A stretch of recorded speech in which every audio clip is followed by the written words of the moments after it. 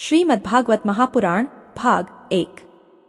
मंगलाचरण, जिससे इस जगत की सृष्टि, स्थिति और प्रलय होते हैं, क्योंकि वह सभी सद्रूप पदार्थों में अनुगत है और असत पदार्थों से पृथक है, जड़ नहीं, चेतन है, परतंत्र नहीं, स्वयं प्रकाश है, जो ब्रह्मा अथवा हिरण्यगर्भ नहीं, प्रत्युत उन्हें अपने संकल्प से ही जिसने उस वेद ज्ञान का दान दिया है, जिसके संबंध में बड़े बड़े विद्वान भी मोहित हो जाते हैं।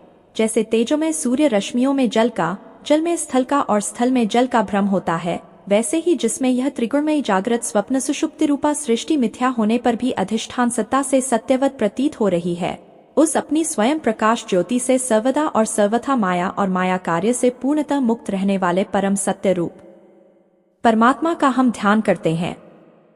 महामुनि व्यासदेव के द्वारा निर्मित इस श्रीमद्भागवत महापुराण में मोक्ष पर्यंत फल की कामना से रहित परम धर्म का निरूपण हुआ है। इसमें शुद्धांतःकरण सत्पुरुषों के जानने योग्य उस वास्तविक वस्तु परमात्मा का निरूपण हुआ है, जो तीनों तापों का जड़ से नाश करने वाली और परम कल्याण देने वाली है। अब और किसी साधन या शास्त्र से क्या प्रयोजन?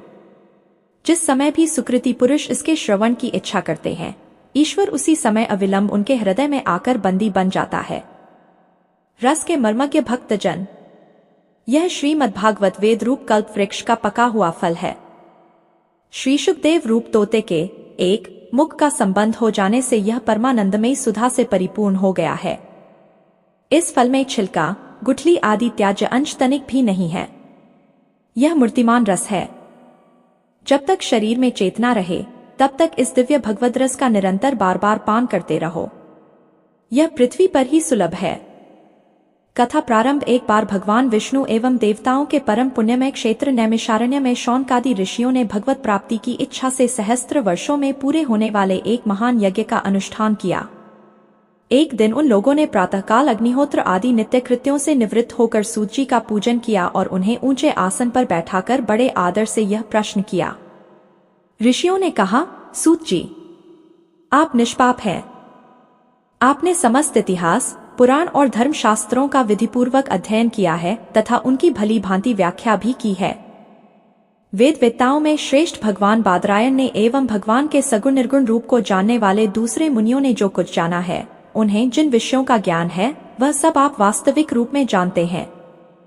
आपका हृदय बड़ा ही सरल और शुद्ध है, इसी से आप उनकी कृपा और अनुग्रह के पात्र हुए हैं। गुरुजन अपने प्रेमी शिष्य को गुप्त से गुप्त बात भी बता दिया करते हैं। आयुष्मान, आप कृपा करके यह बतलाइए कि उन सब शास्त्रों, पुराणों और गुरुजनों के उपदेशों में कलियुगी जीवों के परम कल्याण का सहज साधन आपने क्या निश्चय किया है।